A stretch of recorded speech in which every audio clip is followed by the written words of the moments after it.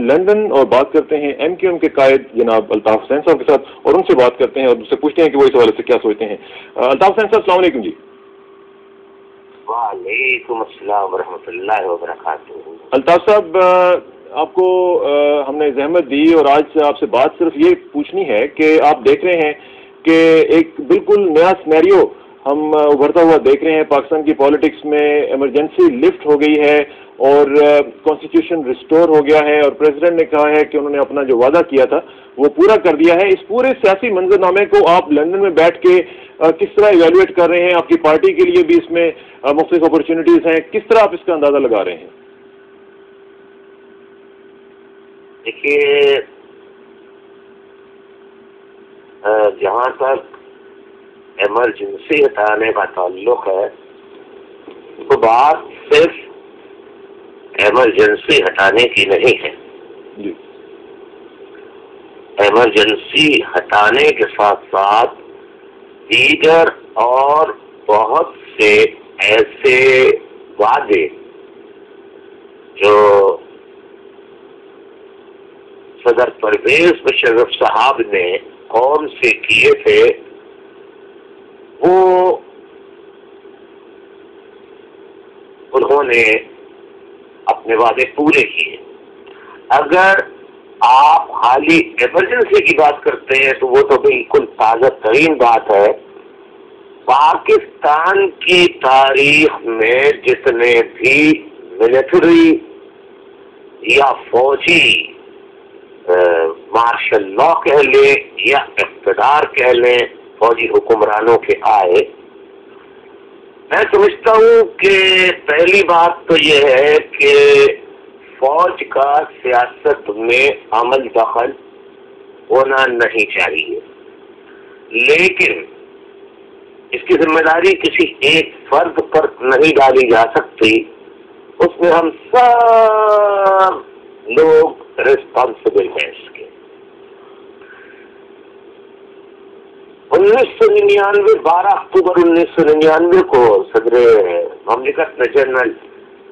Chief of army staff کی حیثیت سے اور فوج نے اقتدار سنبھالا اور یہ وعدہ کیا کہ الیکشن کرائے جائیں گے۔ یہ وعدہ پورا ہوا۔ پہلی مرتبہ ایسا ہوا ہے کہ کسی فوجی حکومت یا فوجی حکمراں نے اپنے وعدے پر قائم رہتے ہوئے عام انتخابات کرا کر اقتدار عوام کے نمائندوں کو منتخب کیا۔ 2002 میں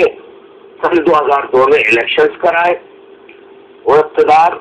انہوں نے عوام کو منتقل کیا۔ پارلیمنٹ نے 5 سال تک الحمدللہ تمام تر دشواریوں، رکاوٹوں، مشکلات کے باوجود پارلیمنٹ نے کام کیا، اور اب تازہ ترین صورتحال جس کا آپ نے ذکر کیا ہے اس میں ایمرجنسی کا نفاذ کے ساتھ ساتھ ایمرجنسی کا نفاذ کا خاتمہ کیا، آئین بحال کیا۔ جہاں تک وردی اتارنے کا تعلق تھا اور سویلین صدر بننے کا تعلق تھا، وہ بھی انہوں نے وعدہ پورا کیا۔ Uniform Attari, chief of army staff جو ہے وہ ملک میں نئے چیف آف آرمی اسٹاف بنے، اور صدر جو ہے اب فوجی صدر نہیں ہے، وہ سویلین صدر ہے۔ اور اس تناظر میں اگر ہم دیکھیں اور موازنہ کریں صدر پرویز مشرف صاحب کا دیگر جرنیلوں کی حکومت سے، تو میں یہ نہیں کہتا کہ ان کا دور کوئی فرشتوں کا دور تھا، سب سے دنیا میں اچھا دور تھا، لیکن پاکستان کی 60 سالہ ہسٹری میں دیگر جرنیل حکمرانوں میں بہتر دور جو تھا وہ جنرل پرویز مشرف صاحب کا تھا، جو اب سویلین صدر ہیں۔ انہوں نے اپنے دور حکومت میں ایک بات جو بہت اہم ہے وہ یہ کہ سیاسی انتقام جس طرح ماضی کی فوجی حکومتوں نے رویہ انتقامی سیاست کا اپنایا، وہ صدر پرویز مشرف صاحب نے نہیں اپنایا، اور صبر و تحمل، قوت برداشت سے جس طرح صدر پرویز مشرف صاحب نے کام لیا،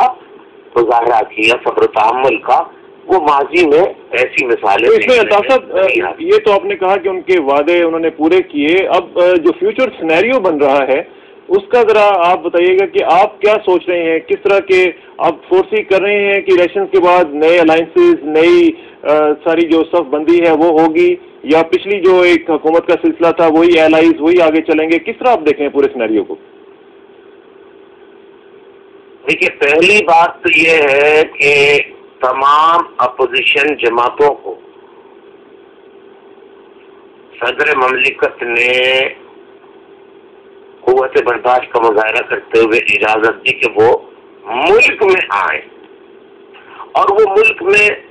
نواز شریف صاحب بھی تشریف لائے، محترمہ بے نظیر بھٹو صاحبہ بھی تشریف لائیں، اور دیگر جتنی بھی سیاسی اور مذہبی جماعتیں ہیں ان کے جو مطالبات تھے وہ بھی تقریباً تمام کے تمام مطالبات پورے ہو گئے۔ اب 8 جنوری 2008 کو جو الیکشنز ہونے والے ہیں، ہونا تو یہ چاہیے تھا کہ تمام سیاسی اور مذہبی جماعتوں کو اس میں حصہ لینا چاہیے تھا، کیونکہ اگر صدر صاحب کل غیر آئینی صدر تھے تو 2002 کے الیکشن میں بھی، عام انتخابات میں بھی ان جماعتوں کو حصہ لینا نہیں چاہیے تھا، اس میں سب نے حصہ لیا، تو اس مرتبہ بھی سب کو حصہ لینا چاہیے۔ اور جو جماعت، ہاں وہ پیپلز پارٹی ہو، نواز شریف صاحب کی مسلم لیگ ہو، ہاں وہ مسلم لیگ کاف ہو، ہاں وہ کوئی اور مذہبی جماعت ہو یا ایم کیو ایم ہو، جس جماعت کی اکثریت ہو اس کو حکومت اس کے حوالے کرنی چاہیے۔ لیکن میں جو صورتحال دیکھ رہا ہوں کہ کچھ بائیکاٹ کر رہے ہیں الیکشنز کا، کچھ الیکشن میں حصہ لے رہے ہیں بخوشی اور برضا، لیکن مختلف الفاظ استعمال کر رہے ہیں کہ احتجاجاً ہم حصہ لے رہے ہیں، کچھ کہہ رہے ہیں کہ صاحب ہمارے کاغذات مسترد ہو گئے تو ہم پھر بھی حصہ لے رہے ہیں، وغیرہ وغیرہ۔ کہنے کا میرا مقصد یہ ہے کہ اس صورتحال میں جو سینیریو بنتا نظر آ رہا ہے